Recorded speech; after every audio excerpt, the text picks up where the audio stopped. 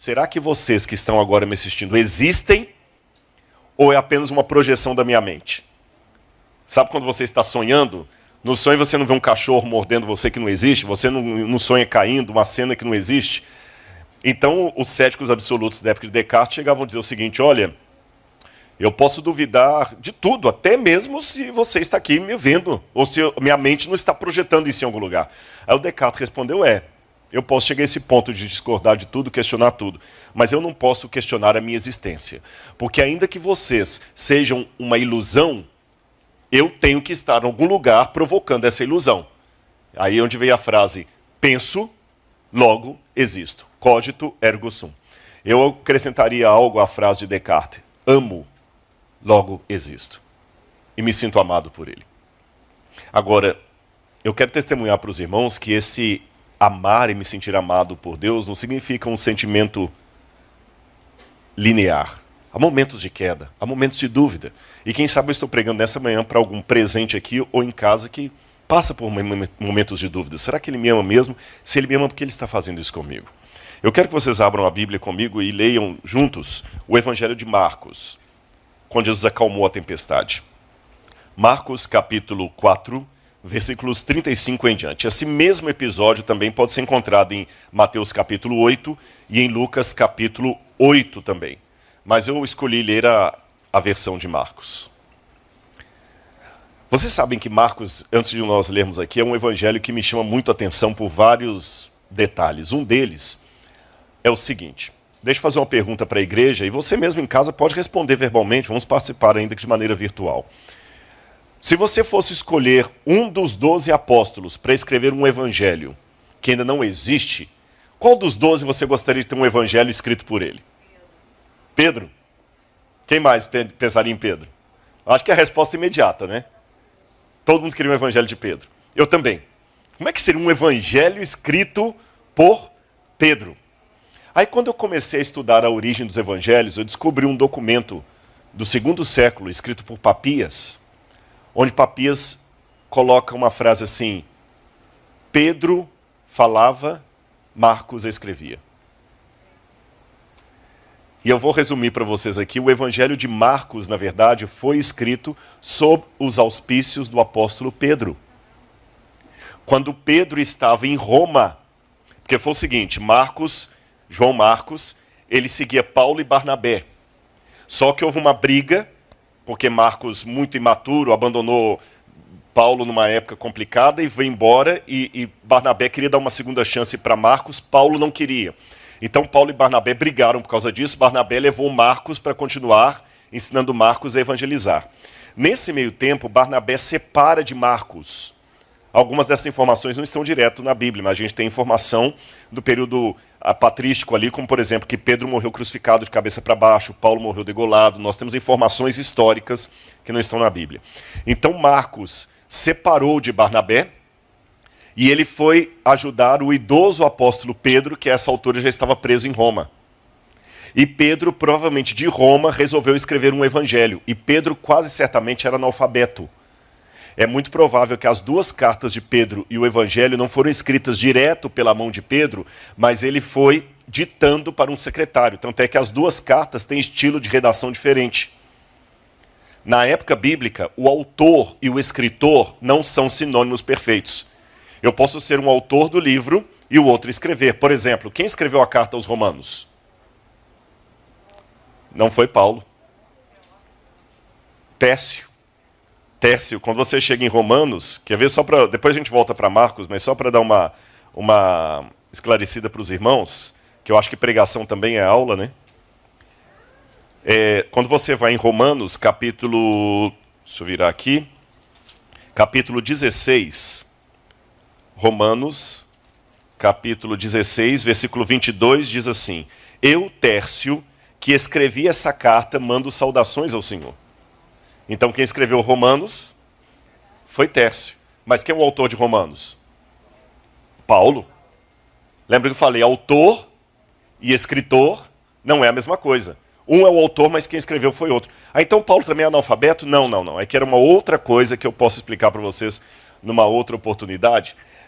Aliás, quarta-feira agora, quem quiser participar, depois vocês podem olhar nas redes sociais, eu vou dar às 20 horas uma aula sobre a Bíblia Sagrada no meu canal do YouTube.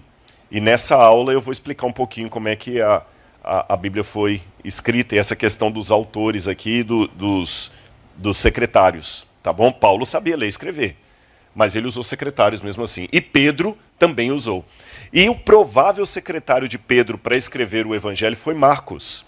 Aí um outro depoimento que nós temos também patrístico diz que Pedro ele era testemunho ocular e passava as informações para Marcos e Marcos ia redigindo. Agora que eu sei disso, eu posso dizer, tem um Evangelho de Pedro na Bíblia, é o Evangelho de Marcos. E curiosamente falando, o Evangelho de Marcos é aquele que mais acentua os defeitos de Pedro. De todos os 4 evangelhos, o que mais mostra os erros de Pedro é Marcos. Parece que ele fazia uma autoconfissão, uma meia-culpa, conforme o clássico Quo Vadis, né? Onde tu vais, Pedro? E Marcos escreve de uma maneira até infantil, é o evangelho mais simples, e é o primeiro evangelho que foi escrito. Dos 4, o primeiro provavelmente foi o evangelho de Marcos.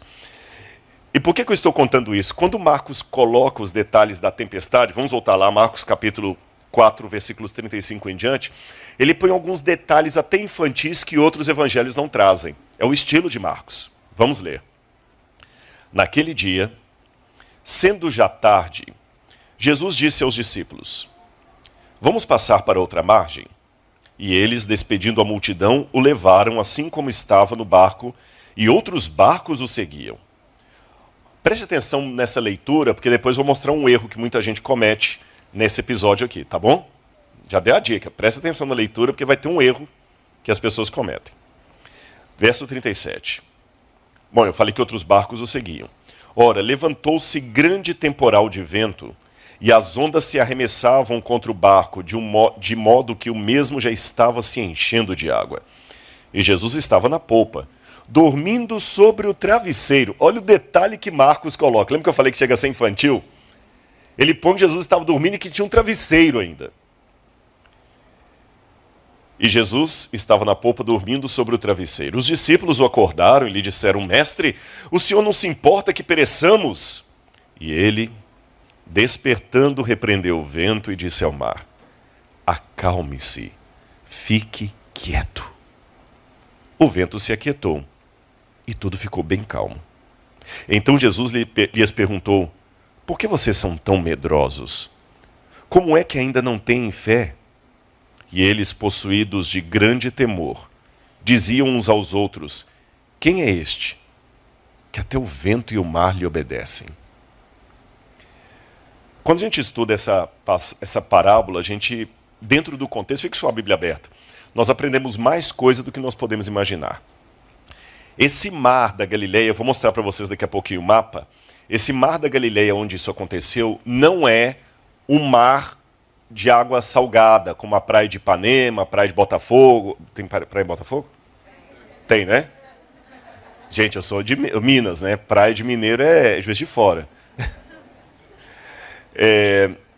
Praia de Ipanema, praia de Copacabana, de Botafogo. É um mar de água doce, é um lago. É um lago, tá certo? Como a Lagoa da Pampulha em Belo Horizonte. A Lagoa Rodrigo de Freitas aqui é água doce ou... é esgoto. Vocês que falaram, eu só estou repetindo. Mas é água salgada ou é salgada? Mas imagine se a Lagoa Rodrigo de Freitas fosse de água doce. Você entendeu? É como se fosse a Lagoa Rodrigo de Freitas. Aí você pode falar: Rodrigo, se era um grande lago, por que eles chamam de mar? Quem é mineiro sabe responder isso. A gente que não tem praia, qualquer coisa é um lagoão. Para eles, qualquer extensão de água grande era um mar. Yam, em hebraico. Era um mar. E naquela época bíblica, o mar sempre tinha uma conotação muito perigosa, muito assustadora. Se você pegar a mitologia grega, ela está repleta de histórias ou mitos envolvendo o mar. Lembra Ulisses que vai para o mar lá e Poseidon tenta matar Ulisses, enquanto ele vai lá nas guerras de Troia e tudo, depois Ulisses volta. O mar sempre é algo sombrio. Quando você pega os mitos ugaríticos, o mar é onde mora um monstro caótico, o Tiamat, que participa da criação. Você pega a Babilônia também, o mar sempre é tido como algo ruim. E por que eles tinham essa ideia? Gente, porque hoje... Eu vou tomar licença, não me deu essa autorização, Igor. Espero que você não fique bravo comigo. O Igor vai viajar de navio, em segurança. Vai de avião, depois navio. Você não tem hoje o medo de viajar de navio que tinha na época do primeiro século. Porque toda viagem de navio era 80% uma viagem sem volta. Para começo de conversa, os navios não podiam nem precisar que hora iriam sair, porque dependiam do vento e eles não tinham previsão meteorológica como nós temos hoje. Então, por exemplo, um navio que fosse embarcar no porto da Via Ápia, em Roma, ele marcava assim, você tem que estar aqui no dia 15 das calendas de Márcios. Você chegava lá, no dia 15, e o navio podia sair 3, 4 dias depois. Você tinha que ficar ancorado ali no porto esperando, porque eles dependiam do vento, era vela. Era vela, e às vezes tinham uns remadores também, mas é uma série de coisas. E eles não sabiam prever, como nós temos hoje, com tanta precisão, se haveria tormentas em alto mar ou não. Por isso que o mar sempre era um lugar perigoso, muito perigoso. Isso aqui que vocês estão vendo aqui nesse quadro é um mosaico de uma casa de uma pessoa muito rica. Vocês já sabem onde aconteceu. A primeira coisa que me chama a atenção é que Marcos dá um detalhe. Quando Jesus foi, outros barcos o seguiram. Mas quando levantou a tempestade, só tinha o deles. Cadê os outros? Primeira pergunta. Você está disposto a continuar seguindo Jesus mesmo quando a tempestade? Irmãos, isso que eu vou falar para vocês aqui agora é tão recente na minha cabeça. Minha esposa sabe que eu tenho uma mente inquieta. Eu fico sempre elaborando. Não sou um fanático não, viu, gente? A gente assiste séries juntos, assiste desenho animado, tira o tempo para a família. Não brinco com isso não, ela sabe disso. Mas ao mesmo tempo, às vezes eu fico assim, eu fico pensando em algumas coisas. Olha, eu pensei nisso aqui. Essa semana me veio um pensamento à cabeça que eu não tinha ainda imaginado. Eu quero compartilhar para os irmãos aqui de segunda mão, porque primeiro eu falei com minha esposa. Olha como é que nós temos a tendência a abandonar Jesus quando a crise apresenta. E quando eu digo nós, estou falando nós mesmo, primeira pessoa do plural. Não estou falando os falsos crentes, não. Eu já vi algumas pessoas que ajudam muito as pessoas, Marcos. Mas quando eles envelhecem ou quando não estão mais na ativa, todo mundo some. Todo mundo some.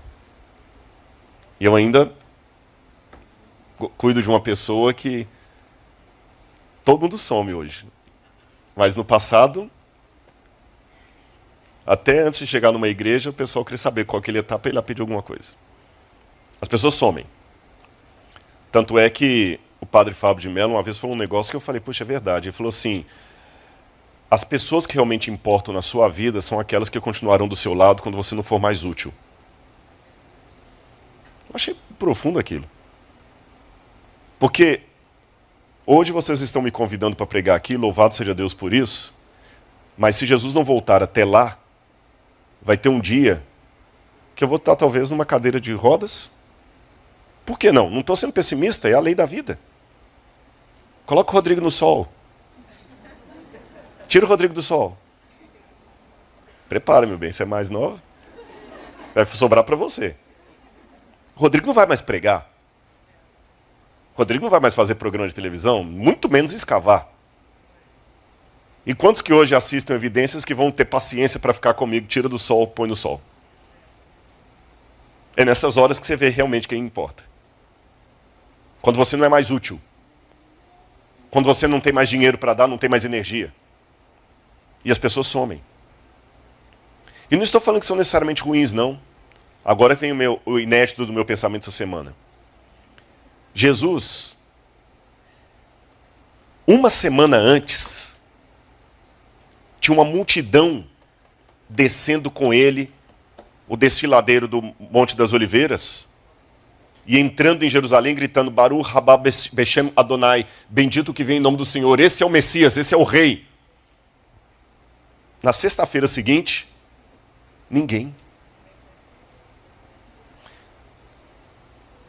Ele, olha bem, esse aqui que eu nunca tinha parado para pensar. Ele ressuscitou Lázaro. Lázaro morava em Betânia. E na sexta-feira, onde é que estava Lázaro? Sumiu. Eu nunca tinha parado para pensar nisso. A gente sempre entende Lázaro como uma pessoa boazinha, e eu não tenho por que negar. A Bíblia não fala nada negativo dele. Ele foi ressuscitado por Jesus. Jesus amava Lázaro. Jesus chorou no túmulo de Lázaro. Agora imagina, Jesus te ressuscita da morte, ou ressuscita o seu irmão. Quem perdeu um ente querido aqui, imagina. 4 dias seu irmão morto. Eu vou lá, ressuscito o seu irmão. Nossa, eu até me arrepio falando isso aqui. Imagina, Marcos, eu ressuscito o seu filho. Eu acho que você carrega até água na peneira para mim. Só que, curiosamente, uma semana depois eu estou sendo preso e você não está ali. Só João, de homem, que ficou, José de Arimateia, e mesmo assim, José de Arimateia e Nicodemos pediram para tirar o corpo dele. Mas na hora que a multidão estava gritando, crucifica-o, queremos Barrabás, não apareceu um do outro lado falar, não, queremos Jesus. Eu achei tão interessante isso. Onde é que estava a multidão? Ninguém. Ninguém. Onde é que estava a mulher com fluxo de sangue que ele curou lá em Cafarnaum? Lembra os 10 leprosos que só um voltou para agradecer? Os barcos o seguiam, mas quando a tempestade se aproximou, os barcos sumiram. Em qual barco você está? Nem mesmo Lázaro é apontado entre os que estavam a favor dele. Lázaro sumiu. E eu já me perguntei na minha vida, entenderam o inédito do meu pensamento? Onde é que eu estava com Jesus na hora que a tempestade aportou? Porque é muito fácil, irmãos. É lógico, dá um trabalho, né? O irmão que nos buscou hoje lá estava falando assim, nossa, eu fico imaginando sua vida, como é que é, tem que dar atenção para tanta gente, tanta coisa, como é que você aguenta? Sua esposa tem que esperar, tem que te apoiar e tudo mais e tal. Mas apesar de todo esse trabalho, nós estamos numa situação muito cômoda. Não tem policial aí fora esperando a gente sair para matar, não tem isso. E quando a tempestade aportar? Quando a perseguição vier? Eu quero mostrar para os irmãos também um erro que muita gente comete ao ler esse texto. Esse erro passa até em filmes. Preste atenção no texto desse filme e veja se vocês conseguem apontar onde está a sua fé, que ele perguntou, né? Vocês conseguem apontar onde é que está o erro dessa imagem? Pode falar alguém aqui, você não precisa ter vergonha não. Está no escuro ainda, né? Não conseguiram apontar o erro? Eu vou dar uma pista para vocês. O erro está em relação ao que a Bíblia diz em Marcos capítulo 4, versículo 37. Vamos ver se vocês conseguem pegar aí. O erro está em Marcos capítulo 37.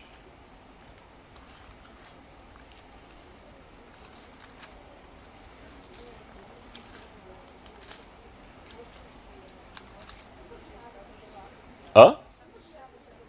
Não ouvi. Não viu água sobre o barco? Mas ele entrou ali, tem uma parte. Olha aí o verso que eu falei. O verso mostra o erro do filme. Como era o tipo da tempestade? Pode falar. Não verbalizou. Mas tem um erro mais sério. Era tempestade de vento. Não era tempestade de água. Percebeu? O que era tempestade de vento? Vou mostrar para vocês. Esse é o mapa, de novo, de Israel, como falei com vocês. Lá em cima, no número 30, acho que era 30 lá em cima, onde está o Monte Hermon. Está meio branquinho ali, porque o Monte Hermon tem neve, e a neve derrete e vai formando o veio do Rio Jordão, que vai descendo. Aí o Rio Jordão vem descendo, forma o Mar da Galileia, vem descendo, descendo, e forma o Mar Morto aqui embaixo. Então, se vocês olharem, Israel, na verdade, é como se fosse um corredor. Eu estou olhando aqui nesse canto, olha, tem uma banda de cá, uma banda de lá. Então Israel é literalmente uma cordilheira montanhosa de um lado, uma cordilheira montanhosa do outro, com um intervalo que tem um platô, e no meio aqui tem uma fenda gigantesca. E é nessa fenda que o Rio Jordão vai passando. Entenderam a geografia? Agora, lá em cima, o que a fenda faz? Ela é estreita entre o corredor e ela se abre. Então o vento que vem do norte, ele passa, e vocês sabem, quando o vento vem passando, e ele passa através de um lugar mais, como é que eu diria, estreito, ele pega velocidade. E quando ele pega velocidade, ele sopra no Mar da Galileia. E quando ele sopra no Mar da Galileia, dá tempestade de vento, com ondas de até 3 metros de altura. Já teve situação de onda do Mar da Galileia arrebentar asfalto da cidade de Tibérias, de Tibérias hoje. Querem ver uma imagem dessa? Pena que está em VHS, essa imagem tem mais de uns 15 anos que foi feita, então não está com a qualidade boa, tá bom? Mas é a única que eu tenho. Eu já vi a situação lá que a gente não pôde andar num barco grande, você que já foi para Israel, aqueles barcos não davam para andar por causa de risco de tempestade. Especialmente no período ali de janeiro, época do fim do inverno, alguma coisa assim. Então vou mostrar para vocês uma tempestade de vento. Pode colocar, por favor, aí? Olha aqui. Se vocês observarem, apesar da imagem não estar muito boa, o céu está limpo, sem nuvens. Era um dia de sol. Mas olha as ondas. Então qual foi o erro do filme? Não era chuva, com raios, trovões e água caindo. Era uma tempestade de vento. Agora, até aqui, é uma curiosidade. Mas qual é o aspecto espiritual de tudo isso que eu mostrei para vocês? E o que isso tem a ver com aquilo que eu disse da decepção, de não seguir Jesus na hora da tempestade, pular, etc. Eu respondo a essa pergunta começando com uma outra pergunta. Por que os discípulos se admiraram? Olha a última frase deles. Quem é esse homem que até o vento e o mar lhe obedecem? Irmãos, quando Jesus operou esse feito aqui, Jesus já tinha operado outros milagres. Jesus já tinha curado pessoas. Talvez já tinha multiplicado os pães. Muita coisa Jesus já tinha feito. Então, essa admiração, num primeiro momento, ela fica sem sentido. Imaginem que vocês têm aqui um camarada que está nos visitando aqui, que é corredor olímpico, com várias medalhas. Aí um dia a gente marca uma corrida aqui na igreja e ele ganha disparado de todo mundo. Fala, nossa, quem é esse que ganha até do mais veloz da igreja? Não faz sentido essa pergunta, ele é campeão olímpico. Entende o que eu quero dizer? Quem é esse que... Não, vocês já sabem, se fosse o primeiro... Eu aceitaria essa pergunta dos discípulos no milagre de Caná da Galileia, porque eles não tinham visto Jesus fazer nenhum milagre até então. Aí, realmente, a admiração. Nossa, quem é esse que consegue transformar água em vinho? Mas não, agora que eles se surpreenderam, quem que é esse? A admiração fica meio sem sentido. Então, pesquisando na Bíblia, eu falei, deve ter alguma razão a mais dessa admiração do que simplesmente um milagre. Eu não vou ler todos esses textos para vocês, para não ficar cansativo, mas vocês podem anotar os textos, eu vou ler apenas alguns para vocês. E para ler esses textos, eu descubro uma coisa interessante. Vocês sabem que na cultura do Antigo Oriente Médio, alguns símbolos tinham um significado especial, diferente dos nossos. Nós também temos muito simbolismo na nossa linguagem. Se o que nós falamos e escrevemos virasse Bíblia, daqui a 2000 anos, as pessoas também iam querer entender Por que o rapaz falou que a namorada dele é uma gata e ela falou que ela namora um cachorro sem vergonha? Pra gente não causa nenhum problema falar isso aí, porque a gente tem esse costume, né? Mulher bonita é gata, cara que faz bobagem é cachorro sem vergonha. A rigor fica até complicado, porque o cachorro é muito mais fiel do que o gato. Os que amam felinos não briguem comigo. Né? Gato ele vem quando ele quer, o cachorro não, o cachorro está sempre ali tudo. E por que se chama de cachorro quem trai, quem faz bobagem? Mas é a nossa cultura. Naquela época bíblica também havia certos elementos que traziam uma cultura que hoje nós desconhecemos. E uma delas é justamente a junção de mar e vento e comando divino. Esse triângulo, mar, vento, comando divino. Ou mar e águas, tá bom? Águas, vento, comando divino. Comando divino. Quer ver? Abram comigo a Bíblia no Salmo 65, verso 7. Salmo 65.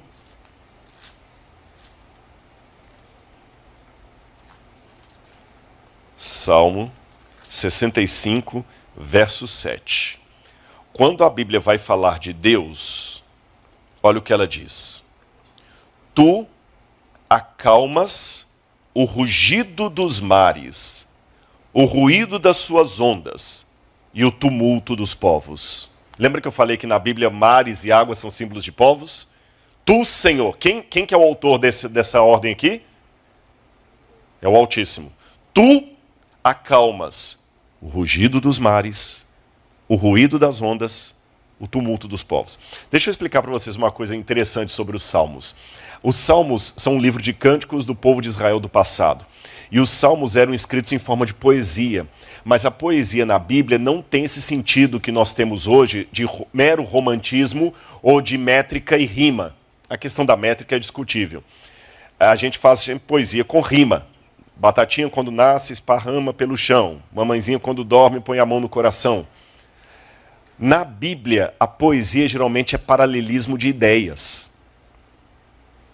A menina era bonita e inteligente. Uma garota charmosa e esperta. Viram o que eu falei? A menina era bonita, inteligente. Uma garota charmosa e esperta. Bonita, charmosa. Inteligente, esperta. Menina, garota. Eu falei a mesma coisa com palavras diferentes. Você podia falar isso com 2 linhas ou com 3 linhas. Às vezes você podia falar de maneira contraditória. Assim como os céus são mais altos do que a terra, assim os meus pensamentos são mais altos que os vossos pensamentos. Ora, Nicodemos, se eu falando das coisas do céu você não entendeu, como que é que eu... Se você falando das coisas da terra você não entende, como que é que eu explico o céu? Esse contraste. E outro detalhe curioso da poesia, ela era tão importante que a poesia era para ajudar a pessoa a memorizar. Isso que eu estou falando é tão importante, é como se eu dissesse em português assim, tome nota. Quer dizer que isso é importante. Se eu estivesse conversando com vocês, fazendo esse sermão em prosa, então não estaria prestando atenção. Mas se eu trocasse a prosa e começasse a falar em poesia, então, peraí, ele está falando em poesia. Quer dizer que é uma coisa muito importante. E os salmos estão em poesia. Vocês viram aqui o paralelismo? Olha, tu acalmas o rugido dos mares, o ruído das ondas, o tumulto dos povos. Rugido, ruído, tumulto. Mares, ondas, povos. Percebeu? Agora, só Deus que faz isso. Querem outro verso? Salmo 89, verso 9. Salmo 89, verso 9. De novo falando de Deus. Dominas a fúria do mar. Quando as suas ondas se levantam, tu as acalmas. Está falando de novo de quem? De Deus. Vamos ver mais um salmo? Salmo 107, 25. Salmo 107, 25. Salmo 107, 25. Pois Deus falou e fez levantar o vento tempestuoso que elevou as ondas do mar. Deus falou, fez levantar o vento tempestuoso e levou as ondas do mar. De novo, Deus é o autor. Olha também o verso 28 a 29. Então, na sua angústia, clamaram ao Senhor, e ele os livrou de suas tribulações. Fez cessar a tormenta, e as ondas se acalmaram. Então se alegraram com a calmaria, e assim os levou ao porto desejado. Quem tem autoridade sobre ventos? Deus. Gênesis 8, verso 1.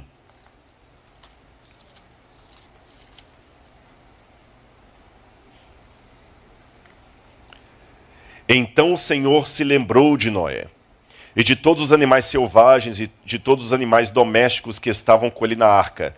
Deus fez soprar um vento sobre a terra, e as águas começaram a baixar. Lembra o triângulo que eu falei com vocês? Deus, mares ou ondas, vento.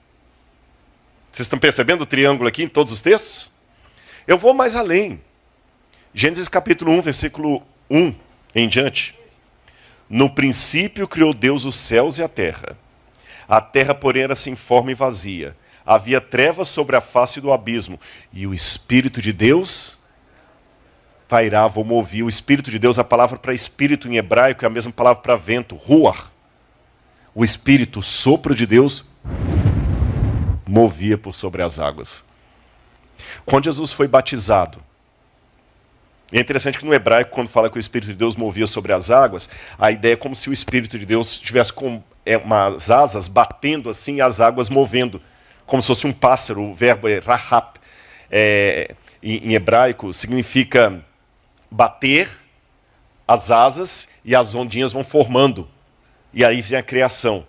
Quando Jesus foi batizado, esse mesmo elemento se repetiu. Jesus sai das águas e o Espírito de Deus desce como pomba vindo sobre ele, batendo as asas. Olha que lindo isso aqui. Vamos ler mais uma passagem ou duas? Êxodo 14, 21. Êxodo, capítulo 14, versículo 21. Êxodo 14, 21. Na minha tradução diz assim: Então Moisés estendeu a mão sobre o mar, e o Senhor, por um forte vento leste que soprou toda aquela noite, fez que o mar se retirasse. Deus soprou o vento. Eu podia ler várias outras passagens para vocês, onde a gente vai Daniel 7:2, a profecia de Daniel, e os 4 ventos agitavam o grande mar. Apocalipse fala dos 4 anjos segurando os 4 ventos.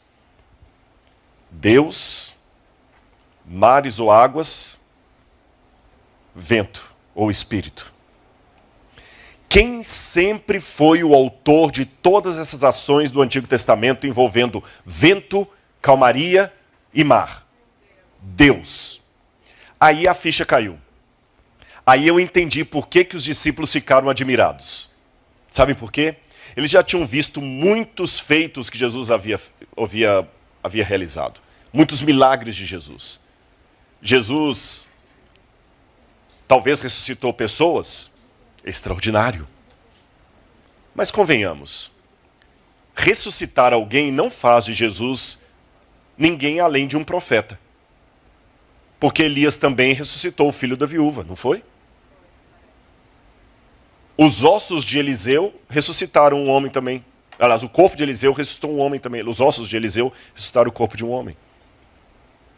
Então, ressurreição por ressurreição, outros fizeram no passado. Ah, mas Jesus multiplicou pães e peixes. De novo, Elias também não multiplicou o azeite e a farinha da viúva? Ah, mas Jesus tinha poder sobre os demônios. Sim, mas Davi também, quando ele tocava a harpa dele, os demônios que estavam em Saul iam embora. Davi também era um exorcista. Fazer milagres, exorcizar pessoas, por mais fantásticos que sejam esses atos e essas maravilhas, isso não fazia de Jesus ninguém além de um profeta, como os do Antigo Testamento. Porém, acalmar o vento e as águas, nenhum profeta jamais fez isso. Era sempre Deus.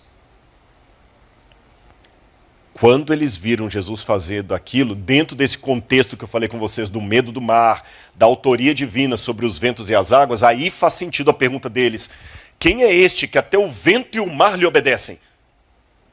A gente pensou até agora que ele era um profeta. Depois começamos a cogitar que ele era o Messias. Mas ele é mais do que profeta e Messias. Será que ele é Deus? Para mim, eu tenho nesse episódio aqui uma prova que os discípulos entendiam a divindade de Jesus. Agora, irmãos, tudo isso aqui é história, explicação e Bíblia. Mas houve muitas vezes em que eu estive no Mar da Galileia em situações as mais diversas possível. Eu já fui mais de 30 vezes para lá. Não falo isso para exibicionismo, não. É para honra e glória de Deus. Deus me dê esse privilégio de ir lá e poder ensinar a Bíblia em loco. Só que eu estou contando isso para testemunhar aos irmãos que houve vezes também em que eu estive ali e falei: Senhor, o que está acontecendo? E 2 episódios muito difíceis da minha vida, eu estava justamente no deserto do Sinai, no Horebe, orando sozinho. Outro foi no Mar da Galileia. E me caiu a ficha de uma coisa: por que muitas pessoas querem vir para Israel? Por que eu mesmo volto tantas vezes ali? É lógico que tem a questão arqueológica, conhecer o lugar onde Jesus esteve, isso tudo é fantástico. Mas eu percebi em muitas pessoas que me acompanham lá um motivo que vários admitiram depois. Sabe o que é? A gente vive, às vezes, eu vou criar um paradoxo aqui, mas eu espero que os irmãos entendam. Um silêncio ensurdecedor de Deus. É um paradoxo. Que dá tanta angústia. Onde é que estão os milagres do passado? Aqueles milagres assim, com todo respeito, eu não estou falando milagre assim, quem está com a dor no ombro, levanta e movimenta o ombro. Não estou falando milagre daquele tipo mesmo. Você vê uma pessoa que não tem perna, a perna crescer ali e ele começar a andar, igual Jesus curou o coxo. Você entendeu? Eu estou falando um milagre assim, de um homem estar morto 4 dias lá e alguém foi levantar. Estou falando milagre nesse sentido mesmo. Da pessoa chegar cega mesmo. E o olho voltar a enxergar assim na maior. Alguém está ali no velório. E você se compadecer com a dor daquela mãe sepultando um filho e falar assim: em nome de Jesus, levanta e anda, camarada, levanta no velório. Esses milagres, onde é que estão? O mar abrir. E parece que às vezes a gente vai para lá, para Israel, para pelo menos ficar um pouquinho perto de onde as coisas aconteceram, para ver se algo nos toca. E eu olhei muitas vezes para o Mar da Galileia, e nesse dia específico que eu estou me lembrando aqui, eu falei: Senhor, o Senhor andou sobre essas águas. O Senhor acalmou esse mar. Eu preciso de calma na minha vida. É interessante que às vezes você faz uma oração dessa, e você chora a Deus, você clama, e de repente eu estou fazendo uma descrição autobiográfica da minha vida, mas muita gente deve estar se comparando ou lembrando de si mesmo. Parece que eu estou contando até a sua vida, não a minha. E às vezes você levanta dessa oração mais conformado do que confortado. Até que eu descobri 2 coisas. Deus está realizando milagres todos os dias na minha vida e não estou percebendo. O maior milagre não é aquele milagre, talvez, de abrir o Mar Vermelho. O maior milagre é continuar acreditando mesmo que o mar não se abra. Porque o Mar Vermelho se abrindo, por mais maravilhoso que foi aquele ato de Deus, ele não foi tão eficiente. Não estou falando uma heresia. Sabe por que eu digo que o Mar Vermelho se abrindo não foi tão eficiente? Porque poucos dias depois eles estavam adorando o bezerro de ouro. Se milagres fossem um salvo-conduto da fé, o povo não iria adorar o bezerro no deserto.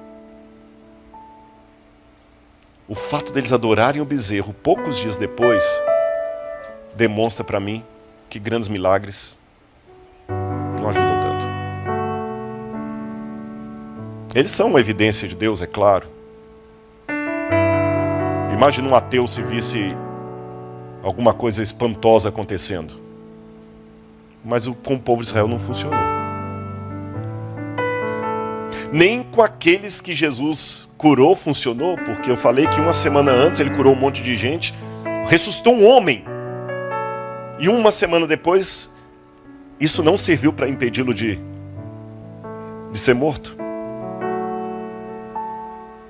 Então milagres têm a sua limitação. E eu percebi na Bíblia que os maiores milagres que deram um resultado positivo foram os milagres que são tão simples que nem merecem ser contados. E um desses milagres, vocês estão vendo aqui nessa manhã, eu estar aqui de pé contando isso para vocês. Porque pode parecer muito fácil. Não, hoje está aqui bacana e tudo, a esposa apoiando e tudo e tal. Você não sabe os infernos nos quais eu participei, nos quais eu visitei. Eu posso não saber os infernos que você apresenta, ou que você enfrenta. Você também não sabe os meus.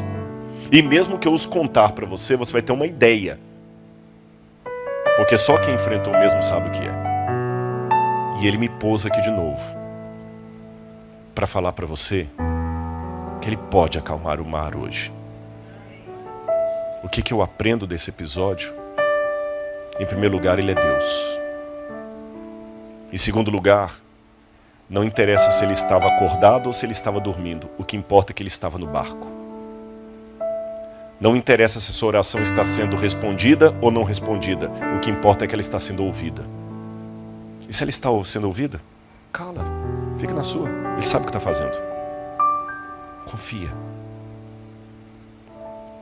Porque você vai saber o que é fé quando a fé for a única coisa que sobrar para você. Até esse dia você vai estudar sobre fé, a etimologia da palavra fé, fides, emuná, pistes em grego. Você pode fazer todo um discurso da palavra fé, mas você só vai saber o que é fé quando a única coisa que te sobrar vai ser isso. Ele está aí. E eu termino contando uma parábola, como contei ontem. Dizem que na Idade Média, muitos cavaleiros templários saíam da Europa para a Palestina em busca de relíquias sagradas. Queriam pedaços da cruz de Cristo, palha da manjedoura, até gotas do leite do seio de Maria foram levados para a Europa como relíquias sagradas. Vocês já devem ter ouvido falar disso aí, né? E sabem qual foi a relíquia sagrada mais procurada de todos os tempos? O Santo Graal. O cálice sagrado. Aquele copo que, segundo a tradição, teria tocado nos lábios do Senhor na noite em que ele fora traído. E muitas lendas surgiram na Idade Média, e eu vou contar uma delas para vocês. É uma lenda, mas ela tem uma aplicação. Um cavaleiro templário, uma vez saiu de seu feudo, seu castelo feudal, para ir à Palestina buscar o Santo Cálice, o Santo Graal. Ele queria encontrar o cálice sagrado. A porta elevadiça desceu, ele saiu montado no seu cavalo, com seu escudo, sua lança, sua espada, seus elementos de viagem. E quando ele cavalgou, um pouco distante do palácio, ele passou por uma clareira de uma floresta, e havia um riacho, e perto daquele riacho havia um leproso. E a lenda diz que o leproso, quando viu aquele cavaleiro com seu cavalo, ele levantou: Senhor, Senhor, por favor, Senhor, Senhor, estou cansado e morrendo de sede, um pouco d'água por amor ao céu. E levantou um copo. E aquele cavaleiro viu o copo, o riacho estava ali, mas o leproso não podia pôr a mão na água do riacho, porque ele era leproso. Ele iria contaminar a água, e se ele colocasse a mão na água e alguém o visse, o mataria. Então, mesmo perto do riacho, aquele leproso precisaria de alguém que, por misericórdia, desse água para ele. O cavaleiro olhou para aquele leproso e pensou, não, mas algum servo do meu castelo vai vir aqui buscar água e vai atender esse homem. Eu tenho uma caravana me esperando na cidade próxima, não posso perder tempo com ele. Desculpe, amigo, eu estou com muita pressa, eu tenho que buscar o cálice sagrado. Mas, Senhor, eu tenho sede, sinto muito, alguém vai te ajudar. E foi na poeira da estrada, deixando para trás a silhueta daquele leproso. A lenda conta que passaram-se os dias, os meses e os anos, e depois de uma árdua busca, aquele homem ficou frustrado. Sua pele ficou enrugada, queimada pelo sol, os cabelos se tornaram brancos. Ele perdeu tudo, toda a sua riqueza, e não conseguiu achar o cálice sagrado. Só lhe sobraram 3 coisas. O seu castelo, a essa altura abandonado, o seu cavalo e parte da sua armadura. Ele volta, frustrado.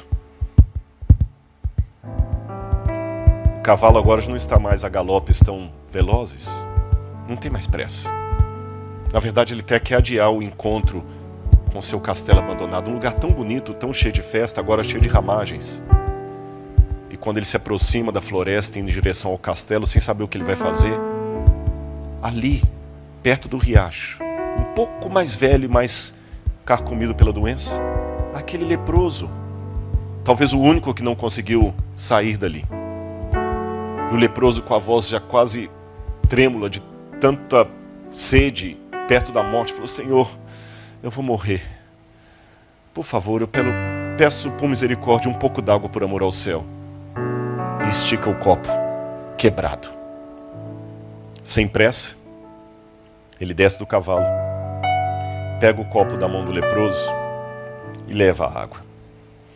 E quando ele leva a água, essa lenda diz que num primeiro momento houve um brilho, que ele se assustou. E aquele copo se transformou na mão dele, não era mais um copo velho quebrado, mas era o santo graal que ele estava procurando tanto. E o leproso já não era mais um leproso, mas a figura reluzente do próprio Filho de Deus. Eu sei que é uma lenda, isso não aconteceu. Mas ela serve para dar uma lição para todos nós, como Jesus, ao contar suas parábolas, perguntava o que vos parece. À semelhança daquele cavaleiro andante, muitos de nós buscamos longe o que está perto.